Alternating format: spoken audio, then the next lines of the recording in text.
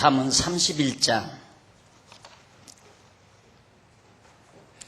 잠언 31장 24절 봅니다.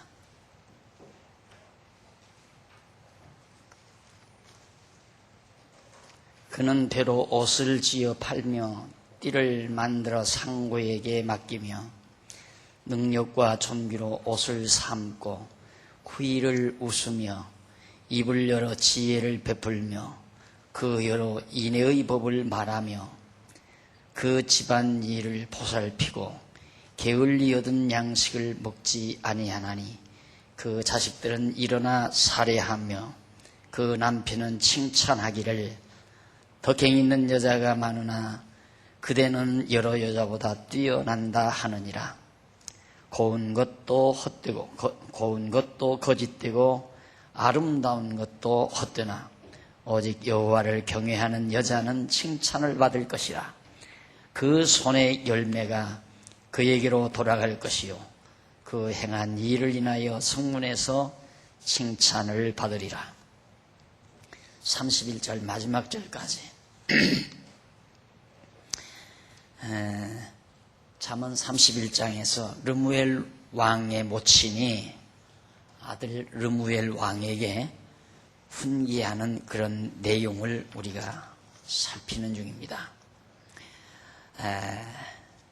그동안 그 왕의 어머니가 자기 아들 왕에게 하는 말, 것은 이제 마무리 단계에 들어갔는데 바로 31장 20절부터 31절까지가 현숙한 여인이 꾸준하게 노력한 결과에 대해서 가르쳐주는 말입니다. 그러니까 왕은 적어도 아내를 만날 때 현숙한 여인을 만나야 한다. 그런 뜻에서 지금 어머니가 아들에게 교훈해 주는 말입니다. 그러면 현숙한 여인이란 어떠한 여인인가에 대해서 앞에서 이미 말씀을 드렸고요.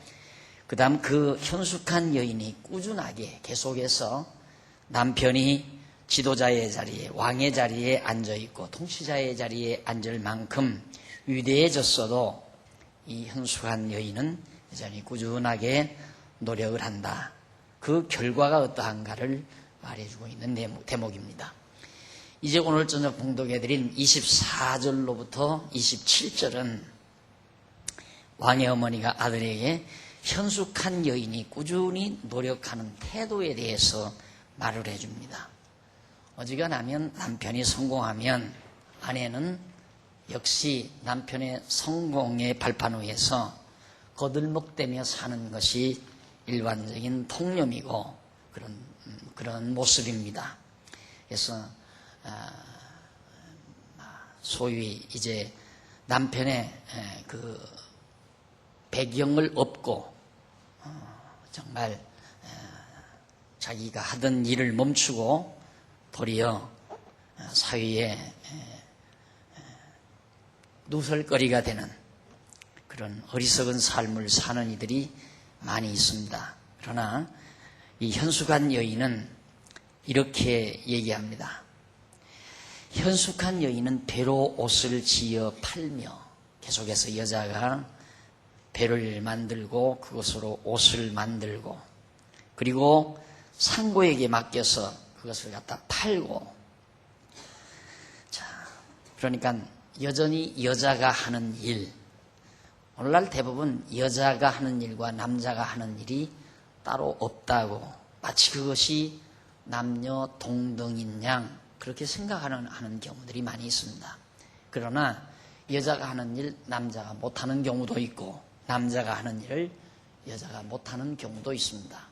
그렇기 때문에 이 일을 가지고 똑같이 한다고 해서, 요즘 여자 축구 하더라고요. 여자 축구부가 조직이 돼서 세계적으로 각 나라마다 여자 축구부가 있는데, 동등하게 하려면 남녀 나누지 말고 그냥 남자와 여자 할 것 없이 같이 섞어져서 팀을 짜야 되고 그렇게 경쟁을 해야죠.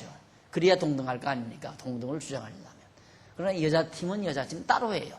남자팀은 남자팀 따로 하고. 이유는 체형이 다르잖아요. 남자와 여자의 체형이 달라요. 하나님께서 애당초 만드실 때 다 그렇게 구별해서 만들어 놨기 때문에 차별은 없지만 반드시 구별은 존재하는 겁니다. 그러니까 구별까지라도 다 망가뜨리는 것이 남녀 평등이라고 생각하는 것은 잘못된 생각이라고 우리가 생각합니다. 여기도 보면 남자 역시 지금 르무엘 왕의 어머니가 내가 장가를 잘 들어야, 현숙한 여인을 만나서 장가를 잘 들어야 소소하게, 소소하다기보다도 가정 내사에 매이지 아니하고 공인으로서 나라를 다스리는 일에 정념할 수가 있다 하는 얘기입니다. 그래서 내조라는 말을 잘하잖아요. 내조.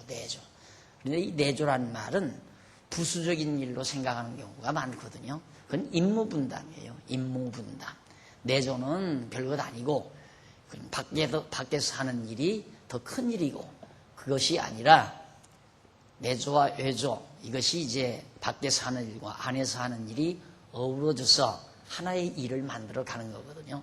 그러니까 아무리 훌륭한 남자라 할지라도 현숙한 여인이 뒷바라지 아니할 때에는 남자가 폐인으로 고생하고 폐인으로 좌절하는 경우를 우리는 일반 생활 속에서도 얼마든지 바라볼 수 있습니다. 여자가 가정을 지키지 않고 나가버렸을 때 남자는 술 먹고 담배 피고 노름하고 방탕하고 그러다가 폐인이 돼서 가정도 다 망가뜨리는 경우가 허다하거든요. 그러나 밥 온달 얘기는 유명하죠. 비록 남자가 좀 바보스럽지만은 정말 온달이라는 바보를 잘 내조해서 훌륭한 사람으로 만들었다는 옛 이야기는 우리들이 많은 것을 시사해주고 있는 겁니다. 바로 그런 면에서 지금 르무엘 왕의 어머니도 아들에게 이런 훈계를 해주는 겁니다. 남편이 성공했다고 해서 아내가 자기 하던 일을 멈춰버리고 역시 허튼 일을 하게 된다면 그거 역시 아름답지 못하다 이거죠.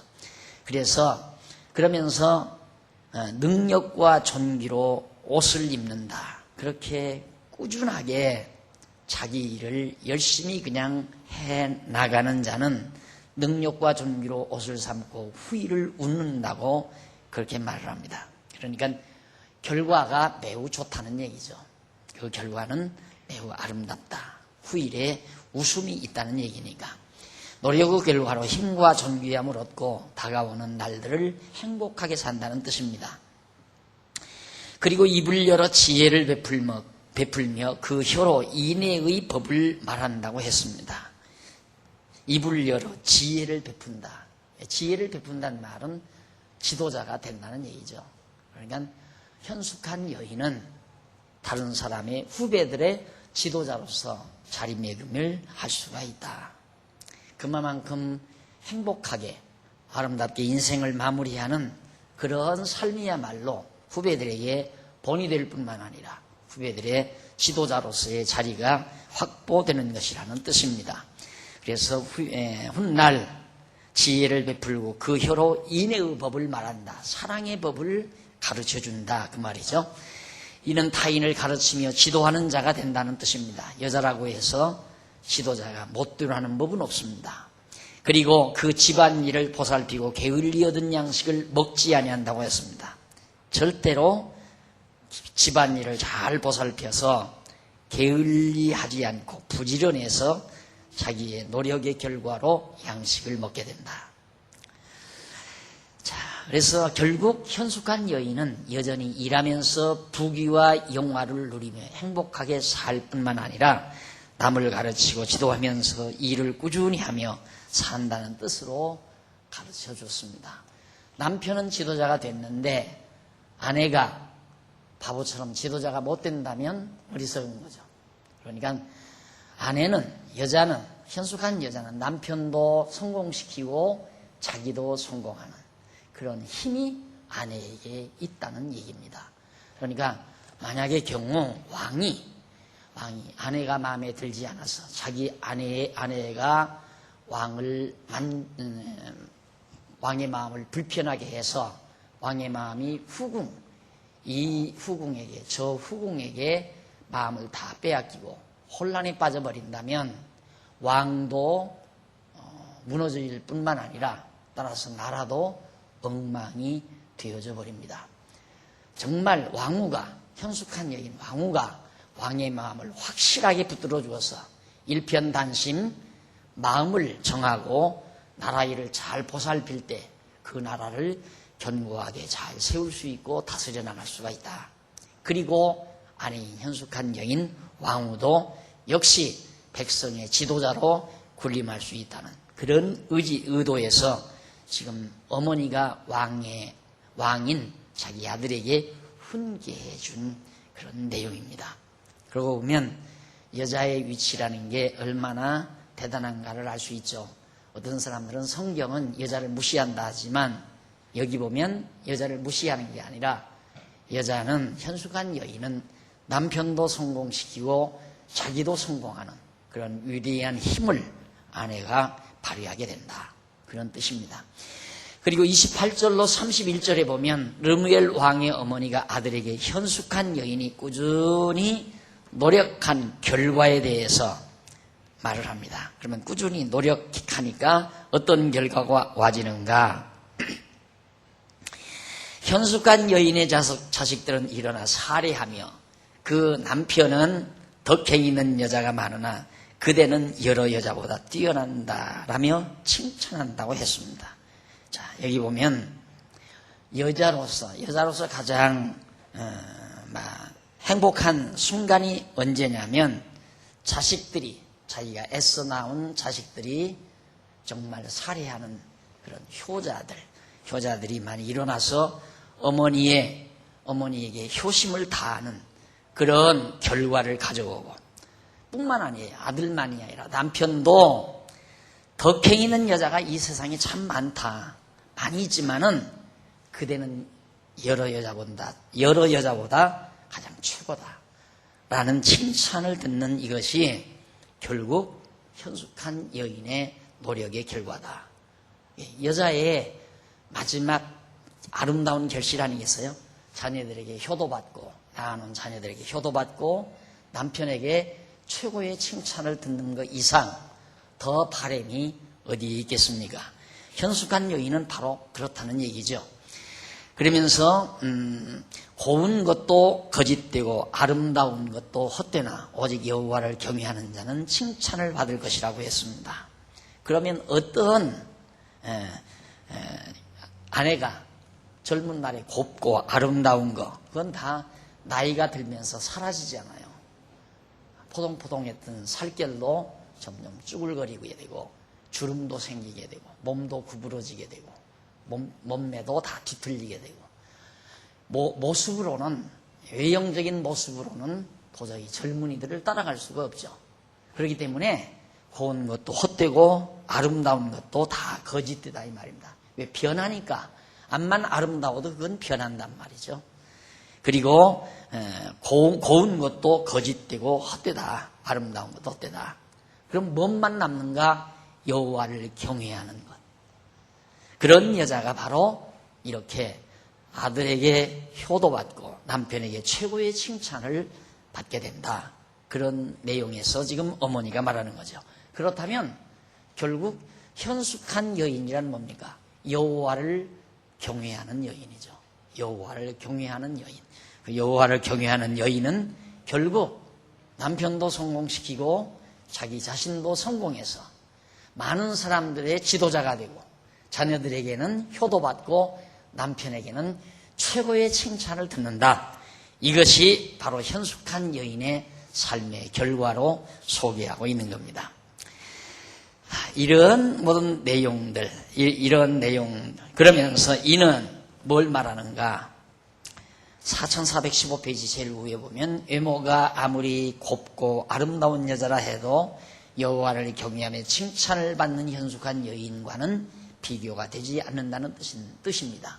그러면서 그 손의 열매가 그에게로 돌아갈 것이며 그 손의 열매, 손으로 부지런히 일한 열매가 자신에게로 돌아가고 그 행한 일을 인하여 성문에서 칭찬을 받는다. 남편에게만 칭찬을 듣는 게 아니라 모든 백성에게, 성문이란 말은 백성들을 다스리는 처소를 말하는 거거든요. 그러니까 남편이 성문에서 백성을 다스리는데 아내도 따라서 모든 백성에게 칭송을 듣는다. 그런 뜻으로 어머니가 아들에게 말해주고 있습니다. 가장 이상적인 왕과 왕후의 모습을 지금 여기에서 잘 보여주고 있습니다. 자, 이런 내용들은 결국 무엇을 뜻하느냐면 장차 오실 하나님의 지이신 메시아가 변함없이 끝까지 충성하는 신부인 성도들, 우리 성도를 심판하는 날에 칭찬해 주실 것에 대한 그런 하나의 예표로서의 모형과 그림자입니다. 그러니까 오늘 우리가 예수 그리스도의 신부거든요. 부지런히 주님의 몸된 교회를 세워나가는데, 주님의 몸된 교회, 여기서 가정이란 말은 교회를 뜻하는 거거든요. 그러니까 사도 바울이 부부를 예수님과 아내로 예수님과 성도를 비유했잖아요. 가정이란 바로 교회를 비유하는 겁니다. 그러니까 아내가 가정을 위해서 부지런히 일하고 부지런히 정말 노력하는 결과는 모든 후배들에게 존경도 받고 예수님으로부터 칭찬도 듣게 된다. 그런 얘기입니다. 요즘 며칠 전 지난 토요일 날 우리 이여전 도회들이 저와 시간을 잠시 갖게 됐습니다. 한 서너 시간 함께 모여 앉아서 자유롭게 이야기를 나누게 됐는데요. 제가 그런 말 한마디 부탁을 했습니다. 이제 시간 여유는 그리 많지 않습니다.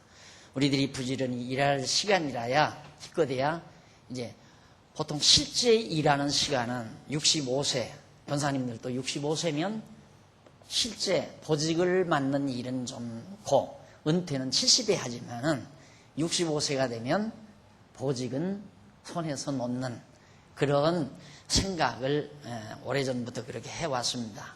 그렇다면 지금 60이라면 4, 5년밖에 안 남거든요. 그간에 실제로 후배들을 위해서, 아까 여기도 그랬잖아요. 현숙한 여인은 자녀들을 위해서 열심으로 길쌈을 해서 고운 옷 해입히고 자기도 좋은 방석 위에 앉는다 하는 얘기입니다. 나중에 나이가 들면 하고 싶어도 못합니다. 근데 교회 생활도 그렇고 가정 생활도 그렇습니다. 아이들이 다 직장이 있어서 자기 일에 바쁘면 짜증내는 아이들이 하나도 없습니다.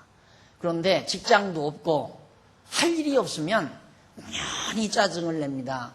누구한테 전화가 안 와도 짜증이 나고 또 언니가 조금만 늦게 들어와도 짜증을 하고 할 일이 없으니까. 그런데 자기가 하는 일이 많고 부지런히 자기 일에 열중하게 되지게 되면 불만과 짜증이 없어요. 항상 몸도 건강하고. 그렇듯이 교회 생활도 그렇습니다. 교회 생활도 각자에게 지금 일을 다 맡겨줬거든요. 일을 전부 각각에게 맡겨줬지만은 자기 일에 열심으로 그냥 늘 기도하는 마음으로 내가 맡은 일을 어떻게 더 좀 아름답게 해갈까 이런 생각을 하면서 자기 일을 열심히 하는 성도는 교회에 대한 불만이 없어요. 짜증도 없고 다른 사람 험담하고 비난할 이 여력도 없고. 그런데 맡은 일을 하지도 않고 게으름 부리고 그런 사람들은 비교적 불평 불만이 많고 짜증도 많고 그러게 되어 있어요. 사실 이제 나이가 들면서 가장 남는 일이 뭡니까? 마지막에 가서는 최후로는 남편 되시는 예수님으로부터 심판날에 칭찬 듣는 거, 최고다라는 칭찬을 듣는 거 이상 더 바람이 어디 있겠습니까? 최고의 바람이죠. 이 땅 위에 사는 동안에는 떳떳하게 나이가 들었으면 그래도 젊은이들이 지도자가 돼야 되지 않겠어요? 장로님이면 나이가 들었으면 나이가 든 장로님에게 집사님들이 또 젊은 장로가 찾아와서 장로님 지금 교회에 이런 어려운 문제가 있습니다. 어떻게 처리하면 좋을까요? 하고 와서 지혜를 구할 정도의 그런 은퇴 장로님 세 분 계신데 장로님 세 분이 정말 그렇게 후배 장로님들이나 집사님들이나 또는 젊은 권사님들이 찾아와서 이런 일을 지금 처리해야 되겠는데 참 난감합니다.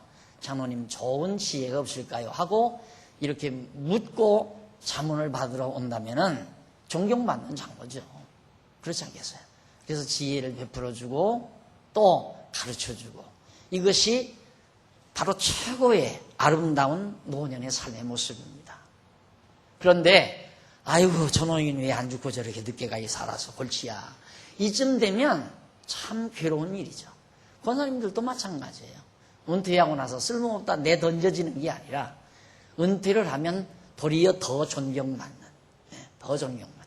제가 그래서 그전부터 그러잖아요. 일개전도의 연합회 정도는 늘 머리를 쓰고 생각을 해서 지혜를 창안을 해서 이렇게 교회 일을 아름답게 가꾸어 갈 수 있도록 리더를 해주는 그런 부서가 돼야 되고, 이여정도의 연합회는 열심으로 몸으로 땀으로 수고를 해야 돼요. 지금 다 선배 권사님들 그 험한 일 다 했어요. 그래서 교회 지금은 뭐 돈 많으니까, 돈 많아서 그렇겠죠. 돈 많아서 그러는지 하기 싫어서 그런지는 모르지만 커튼 딱 걷으면 그냥 다 봐서 차가 싫어가잖아요. 그래 전부 싹 빨아가지고 와서 다 걸잖아요. 옛날엔 그렇게 못했어요. 커튼 걷어서 전부 주머니를 많이 만들어서 들쳐매고 냇가에 가서 다 빨아서 널고 말려서 데리고 그렇게 해서 다 달고, 교회 청소도 그냥 전부 다 실제로 비눗물 풀고 하이타이 풀고, 그래서 바닥 다 닦고 이삿짐 다 손수 나르고, 그러면서 다 어려운 시절 다 살아온, 그러면서 살아온 어른들이 오늘날 이렇게 나이 늑숙한 권사님들로서 살아가는 겁니다. 그러니까 이제 한참 활동할 수 있는 그런 나이, 이여정도의 연합회 정도는 교회를 다 걷어잡아 버려야 돼요. 교회를 전부 다 걷어잡고 열심히 땀 흘려 일해야, 그래야 후배, 지금 3여 정도의 연합회 정도는 열심히 공부를 해야죠. 열심히 공부하고 배우고, 그렇게 해서 배우면서 힘 얻어가지고 또 자기들도 나이가 들면 열심히 땀 흘려 일하고, 더 나이가 들면 머리를 써서 후배들을 지도하고 가르치고, 그래서 이제 은퇴를 해도 지도자로서, 존경받는 자로서 마무리 인생을 짓는 가장 지혜로운 현숙한 여인의 모습 아니겠습니까? 여호와를 경외하는 주님의 신부인 성도의 모습일 거란 말입니다. 그래서 항상 나도 이제 언젠가는 교회를 은퇴하고 노인으로서 여생을 마무리해야 되겠기에 항상 그 분야에 대해서 연구하고 생각하고 구상하고, 그래서 함께 늙어가는, 함께 익어가는 우리 성도님들, 교회를 세우기 위해서 함께 땀 흘리고 애쓰고 고생했던 그런 성도님들 함께 마무리를, 인생을 마무리할 수 있는 그런 아름다운 어떤 프로그램이라든가 그런 여건이라든가 환경을 만들어 보고 싶은 그런 생각에 늘 생각을 집중시킬 때가 많이 있습니다. 바로 르무엘 왕의 어머니가 아들에게 당부하는 것, 우리 정말 현숙한 여인다운 우리 성도들 부지런히 일하고 후배들을 정말 위해서 땀 흘리고 애쓰고 그들을 사랑하고, 자녀들 그렇게 사랑해서 길러놓으면 효도받잖아요. 남편 성공시키면, 남편을 영화롭게 하면 남편 칭찬 듣잖아요.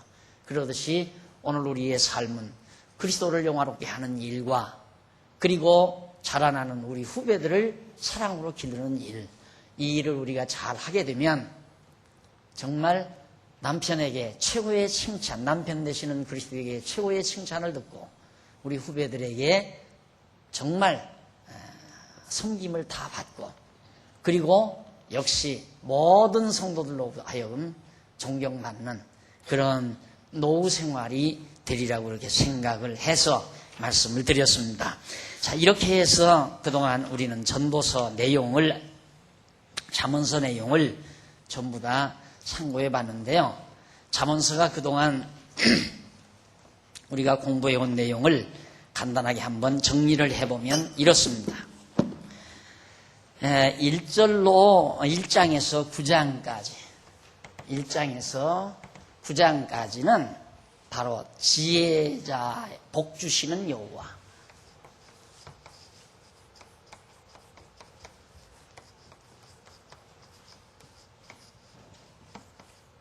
지혜자 복 주시는 여호와 10장에서부터 그 다음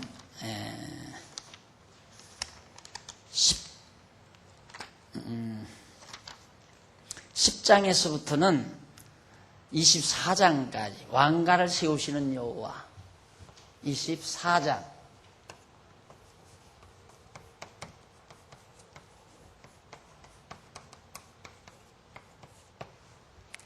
그 다음 25장에서부터 31장까지는 나라를 다스려 주시는 여호와. 그러죠? 나라를 다스리시는 여호와.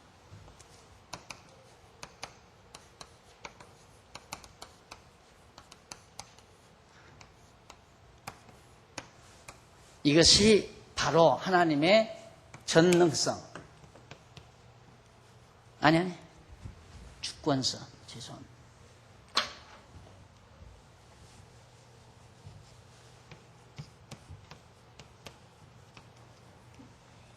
전도서가 하나님의 주권성 찬양인데, 하나님이 주권자로서 지혜자에게, 여호와 경외하는 자에게 복을 주시는 여호와다. 주권자이기 때문에.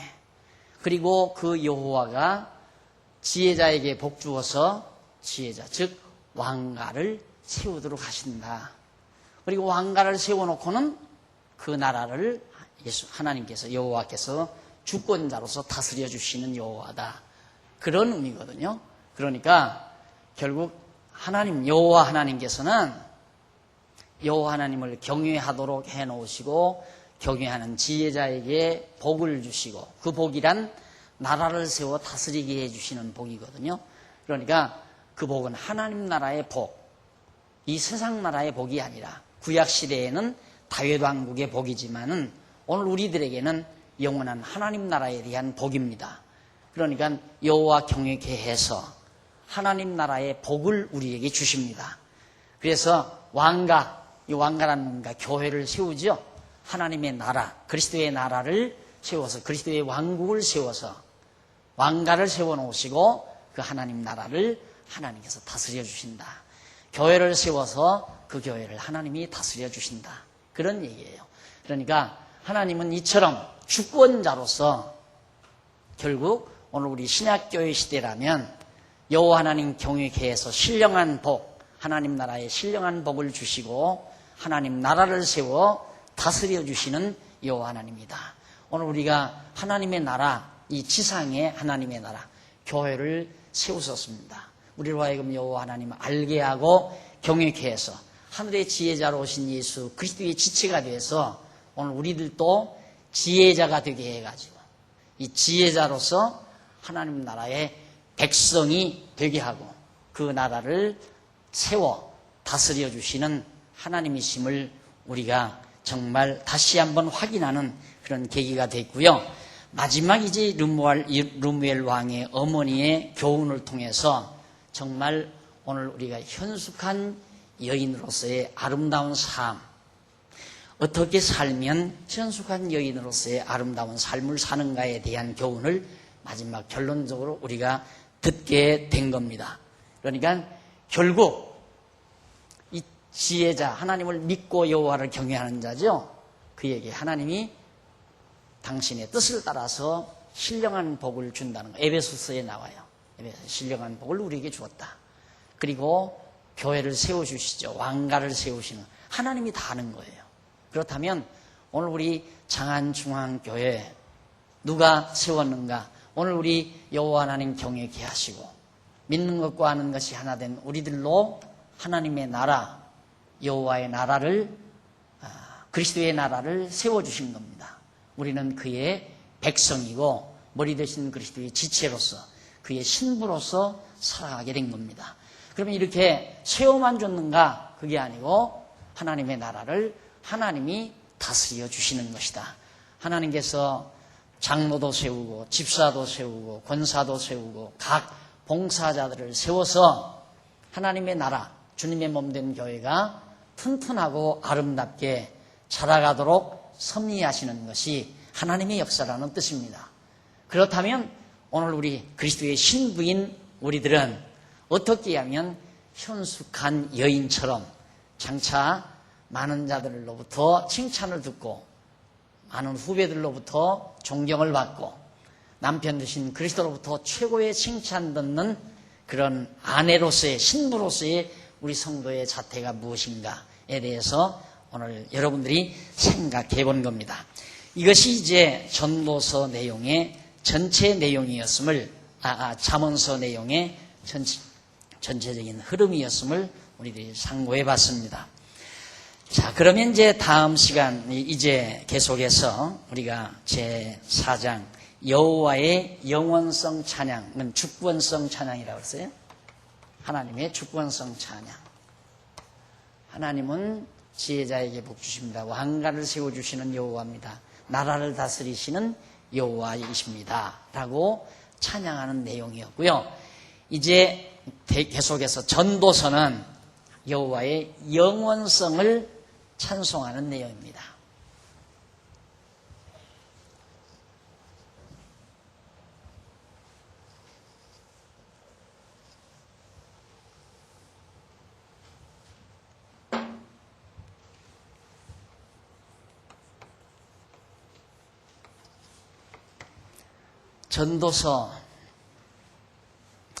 전도서는 크게 나누면 두 부분으로 정리가 됩니다.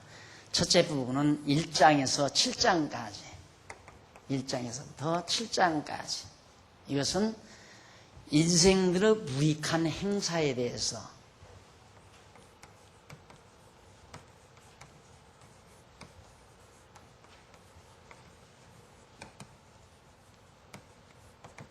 인생들의 무익한 행사, 인생들이 해야해서 행하는 모든 일들은 바로 무익한 행사다. 무익한 것이다. 아무런 이익이 없는 거다라는 얘기입니다.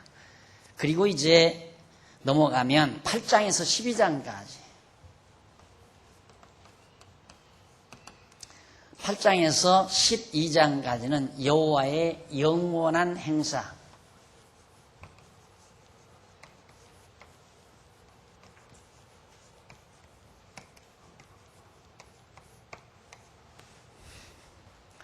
인생들의 무익한 행사, 여호와의 영원한 행사. 전도서가 다 간단히 말이에요. 이거예요. 그래서 이 내용을 통하여 여호와의 영원성, 여호와의 영원성을 찬양하는 내용이에요. 인간의 행사는 무익하지만 여호와의 행사는 영원하다. 왜? 여호와 하나님은 영원하신 분이기 때문에. 그래서 영원하신 분이 행하시는 행사는 영원한 행사다. 이건 무익한 행사고, 이걸 구분해서 전반부에서는 무익한 인생들의 행사에 대해서 노래하고, 후반부에 대해서는 여호와의 영원한 행사에 대해서 노래하는 솔로몬의 노래가 바로 전도서 내용에 담겨져 있습니다. 그러면 이 내용을 하나하나 우리가 점검해 나가는데요. 우선 1장에서 7장까지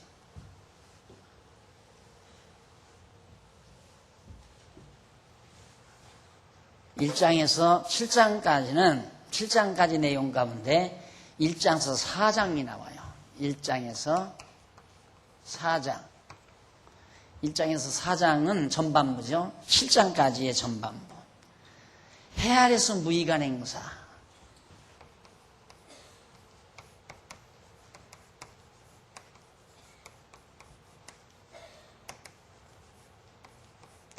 인생들의 무익한 행사가 어디서? 해 아래서 무익하다는 얘기입니다. 그리고 이제 5장에서부터 7장까지겠죠.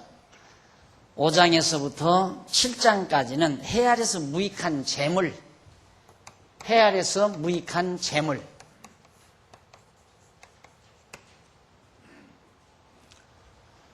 인생들의 무익한 행사, 일만 무익한 게 아니라 인생들이 가지고 있는 재물도 모두가 다 무익하다. 왜?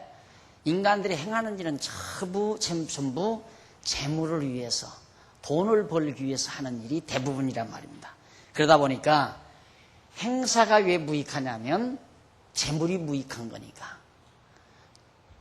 재물을 쌓기 위해서 노력했던 인간의 모든 행한 일이 무익한 거다. 왜 무익하냐면 재물 자체가 무익하니까 그런 논리에서 바로 솔로몬이 1장과 7장 내용에서 인간들의 인생들의 무익한 행사를 노래하기 위해서 해 아래서 무익한 행사, 해 아래서 무익한 재물에 대해서 얘기하는 노래 부르는 내용입니다.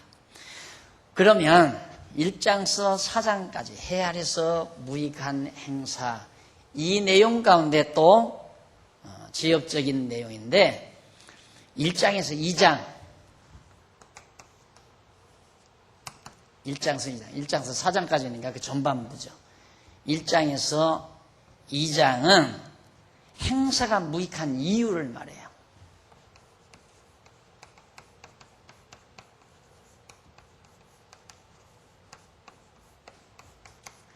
무슨 이유에서 행사가 무익하냐? 인간의 행사가.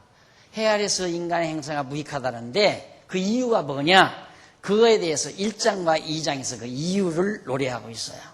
한번 보실까요?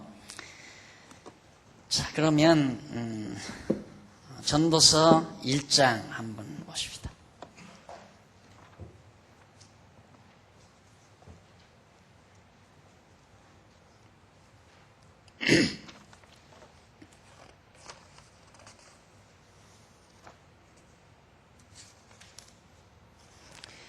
교재 4410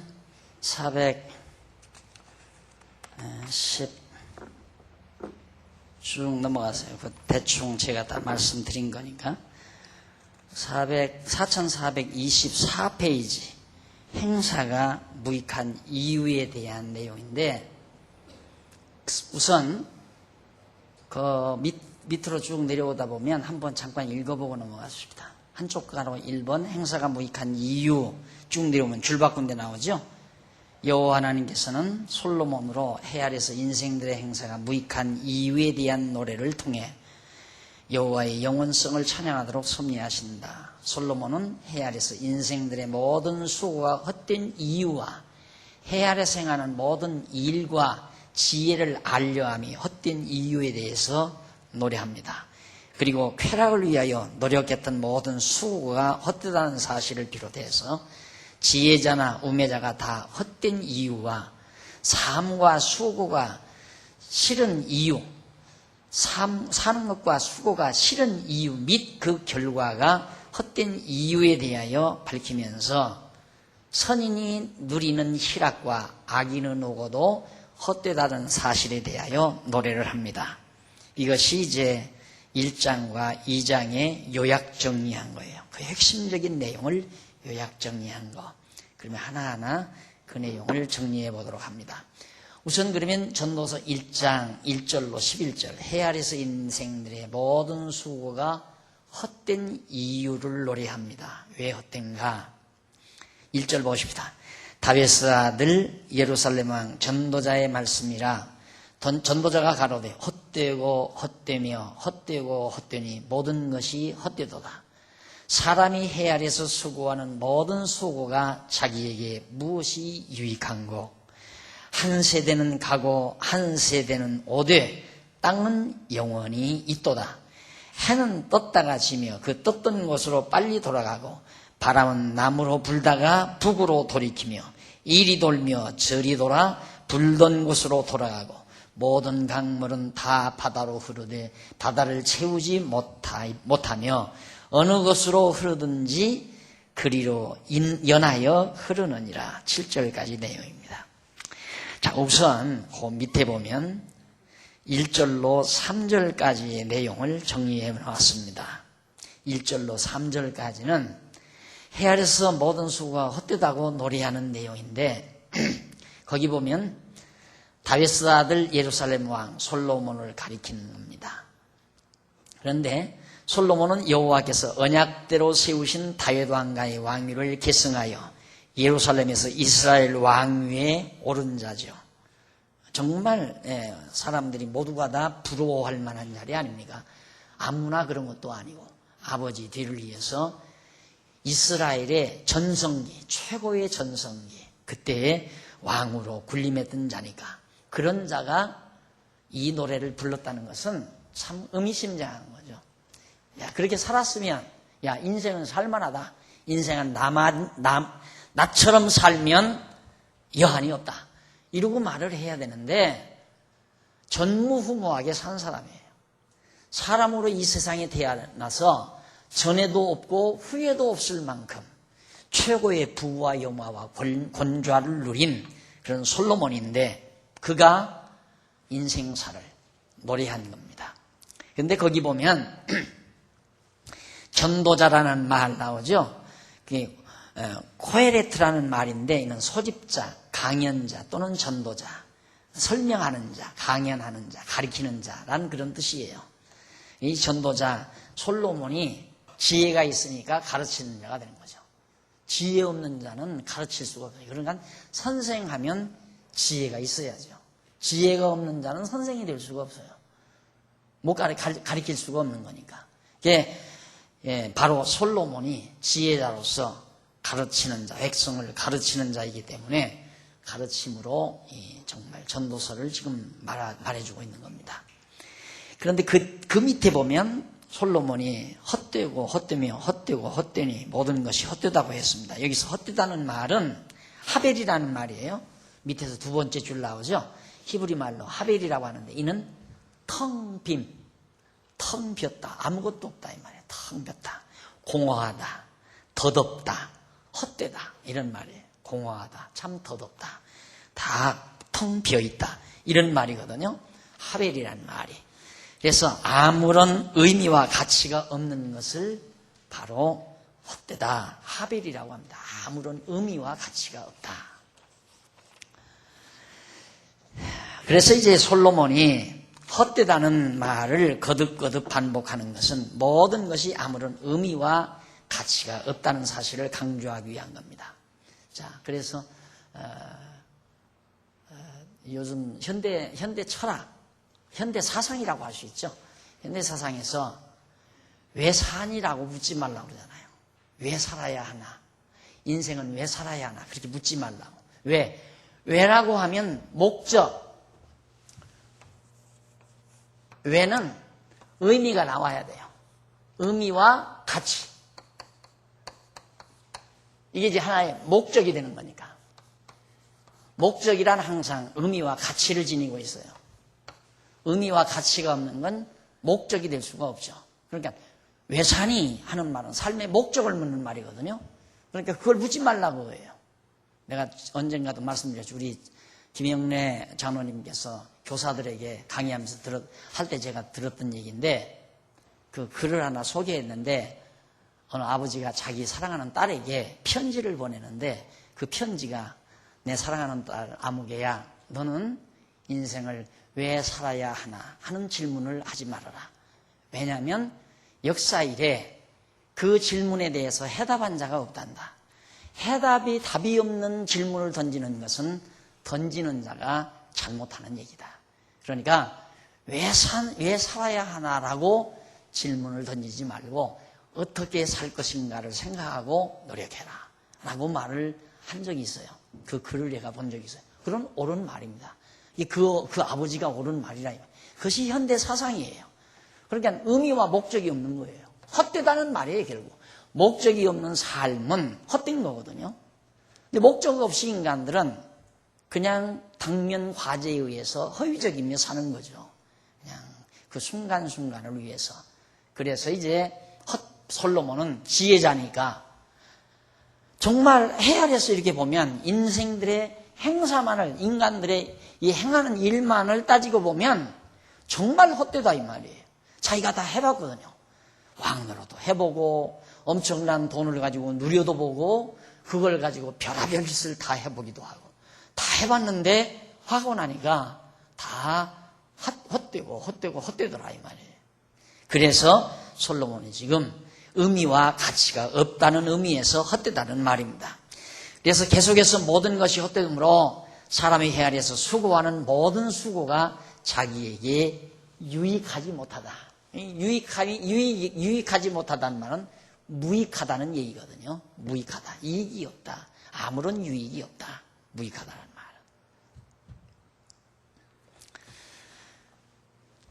사람이 해 아래에서 수고하여 얻은 것이 헛되므로 수고도 아무런 유익이 없다는 뜻입니다. 여기서 해 아래서라는 말, 이 말이 이제 우리가 생각해야 될 말이죠. 해 아래서라는 말은 영원한 것을 전제하지 아니한 시공형의 세계. 우리가 창세기 공부할 때 해를 만들었을 때, 하나님께서 태양을 만들었을 때 시간이 만들어지고, 그 다음 사시, 계절이 만들어지고, 연한, 이게 만들어져요. 이게 시간이에요. 사시, 이것도 시간색이 아니에요. 연한도 시간색이고. 그러니까 시간도 이루어지고, 사시, 사철, 봄, 여름, 가을, 겨울도 만들어지고, 1년 365일 연한도 만들어졌다. 해가, 하나님께서 해를 지어 놓으니까. 왜냐하면 태양계에 의해서, 태양계의 움직임을 통해서 이런 현상들이 나타나니까.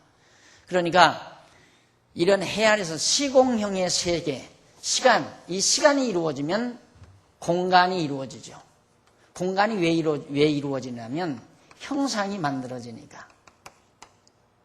시간 속에 형상이 만들어지면 공간이 이루어져요.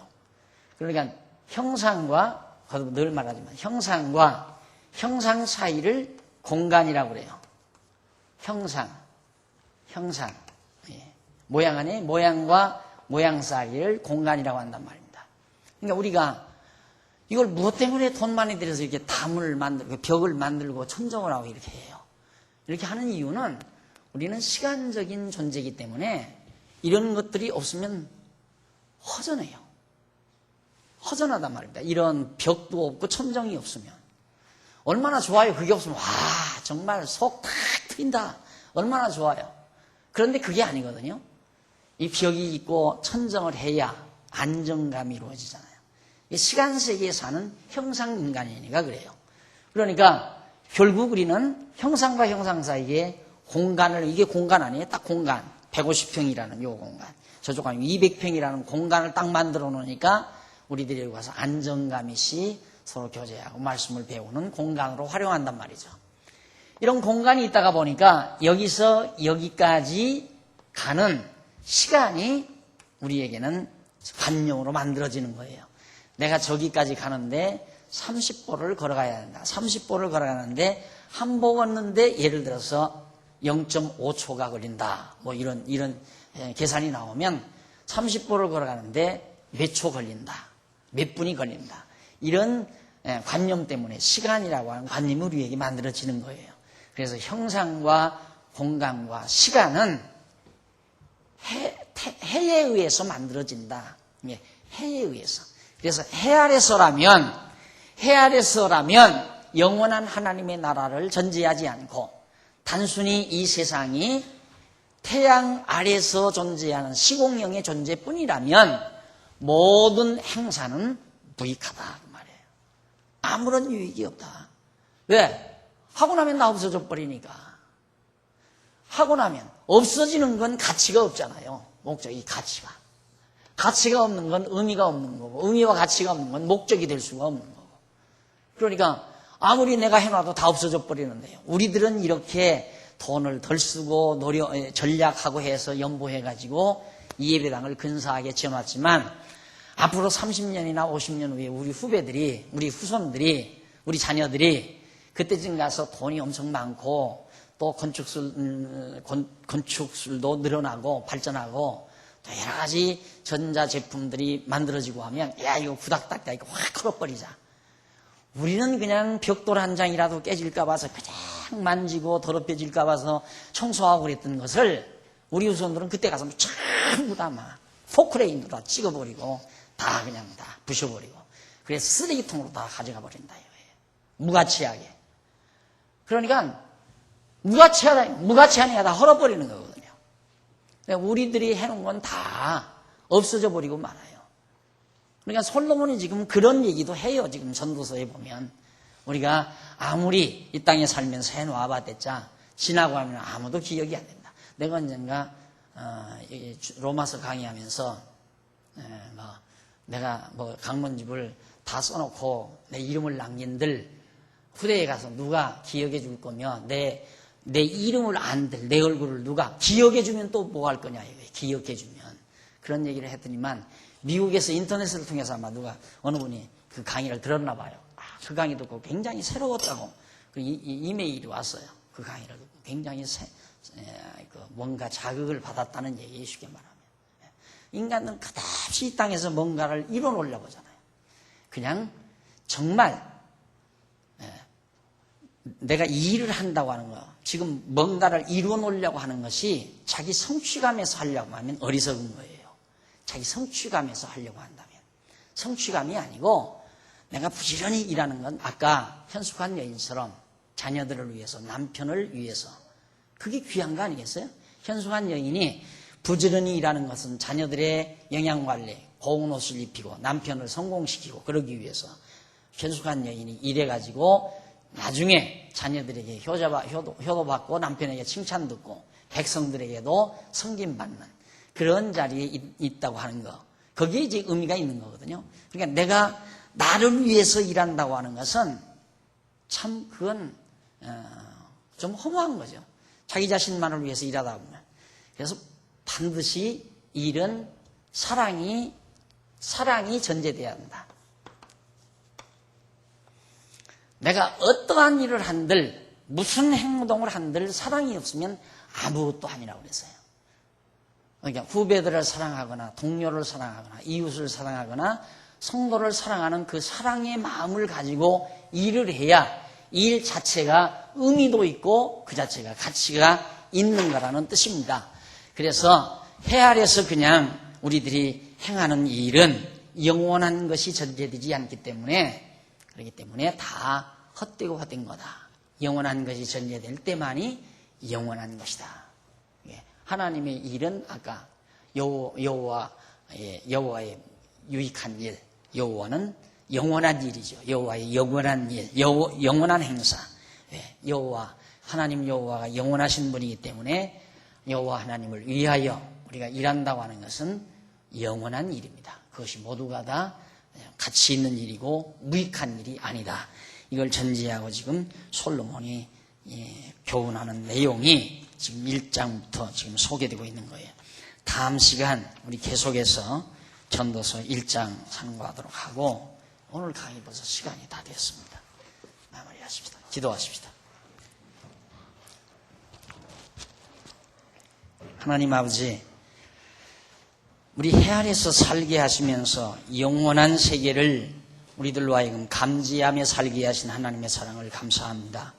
우리 잠언서 마치고 오늘 이렇게 전도서를 또 상고하게 됐습니다. 하나님 아버지, 우리에게 지혜와 총명을 주셔서 참으로 영원한 하나님의 일을 행사에 우리 동참할 수 있는 지혜로운 자들 되게 하시고 해 아래서 무익한 일 거기에 묻어지는 어리석은 저희들 되지 않도록 주님께서 은총을 베푸시옵소서. 이제 돌아가는 길도 동행해 주시고 다시 만날 때까지 주의 평안이 저희와 함께해 주시옵소서. 예수님의 이름으로 기도드립니다. 아멘. 하늘에 계신 우리 아버지, 이름이 거룩히 여김을 받으시오며 나라의